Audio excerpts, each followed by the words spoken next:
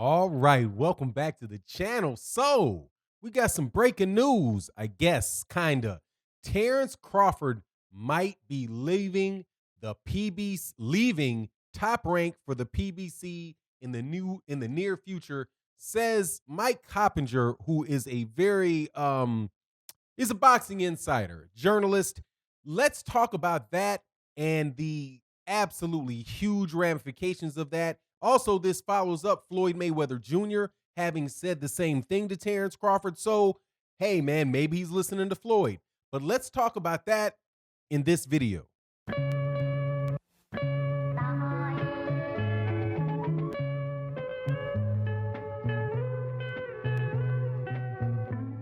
All right, welcome back. Welcome back. So, this is a wonderful conversation. We have it on a regular basis, but this time, maybe Terence Crawford is actually listened, because at a certain point in time, even the most stubborn person has to deal with reality. So hopefully that's what Terence Crawford is doing, and this is a first step to a great last portion of his career. Now, what am I speaking about specifically?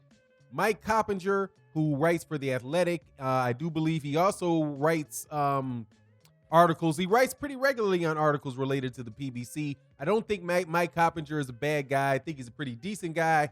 And as far as most of the boxing writers go, I would say he's up, definitely in the better, in the upper half, the better half that I can read on a regular basis. I don't think he really has a lot of, I don't think he has a lot of malice in his heart.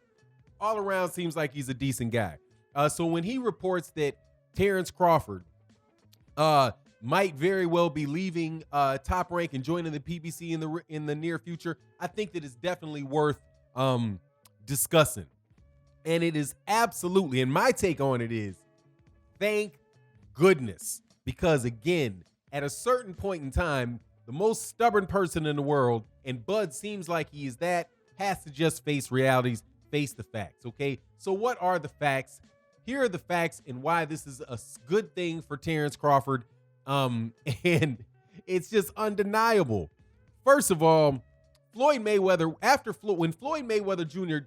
Criticized Terence Crawford and said that he was letting Terence Crawford, letting Top Rank ruin his career, you have to ask yourself, well, why would Floyd Mayweather Jr. say that? Well, Floyd Mayweather Jr. himself, like many other great champions, was signed at a point in time with Top Rank. And just like many of those, not all, but many of those other great fighters, they left Top Rank and went on to make way more money for themselves, pretty much working for themselves, right? In association with other people, but still, they cut out the middleman and got the paycheck. And they not only cut out the middleman as far as the amount of money, they also cut out the Top Rank strategy out of their life, which was to have them continue to just creep on by with tough fight after fight after fight. Because if you're not the golden boy for Top Rank, dude, you probably need to bounce once you get to the point where you have steady name recognition. And that's what Floyd Mayweather Jr. did. Obviously, Floyd Mayweather Jr. was tremendously successful after he left Terence Crawford left Top Rank. And similar things were said about Floyd Mayweather Jr. when he was with Top Rank as was said about Terence Crawford. And it didn't have anything to do with their personalities. It had everything to do with the fact that Bob Arum and Top Rank wanted to feature other fighters ahead of Floyd Mayweather Jr. and wanted to feature other fighters ahead of Terence Crawford. In the case of Floyd Mayweather Jr., it was Oscar De La Hoya, right? In the case of Floyd Mayweather Jr., it wasn't just Oscar De La Hoya. It was other guys like down there at lightweight, like Jose Luis Castillo. And I do believe at a point that Marco Antonio Barrera and Marco Antonio Moreira, Eric Morales, and Juan Manuel Marquez were all there, and they were all getting more publicity than Floyd. And actually, people would say about Floyd, he can't draw flies to a garbage can, right? that's what happened to Floyd. Other people also left. Manny left after Manny had gotten his fight with Floyd Mayweather Jr. and Oscar, Top Rank Bob Arum were done with him. They were like, had him fight, they wouldn't give him the fights that he wanted to get. So he decided, hey, man, look, I'm going to get out of here. My name is huge. I don't need Top Rank to promote me. In fact, I'm promoting Top Rank. So he went on about his way. And that's pretty much why it makes 100% sense for Terence Crawford to move, to get out of Top Rank, and go somewhere else, man. And like, moving on from looking at the old school fighters, the older fighters that were in the same situation as Terence Crawford, look at the fighters who have come up after Terence Crawford, who came through the PBC, and you see the strides that these guys are making when they're not any more talented, and in many cases are not as talented as Terence Crawford is. Look at how Gervonta Davis has come. Gervonta Davis is a bigger star, having been with Floyd Mayweather Jr. and Mayweather Promotions in the PBC than Terence Crawford is, having been working and fighting in multiple weight divisions for years with Top Rank. Another guy that is also, came after Terence Crawford and bypassed Terence Crawford is Errol Spence Jr., right? And that's Errol Spence Jr. is now in his third. It will be his third successful pay-per-view after, when he fights Danny Garcia, and he might be fighting Danny Garcia at AT&T Stadium and having fans in front of him there as well. So you just see how well Errol Spence Jr. is doing. You see how well, like Jermell Charlo last weekend. Jermell Charlo, could have been considered to be in a similar situation as Terence Crawford, in that he was not getting the respect that he was due. But still, with the PBC in the middle of a pandemic, he and his brother were actually able to be on a successful pay-per-view, and a pay-per-view, by the way, that in many ways I don't think it should change it doesn't change the pay-per-view game, but it highlights something that I've always said about pay-per-view fights, that they're not that pay-per-view fights are not just made simply so that fighters can make a ton of money.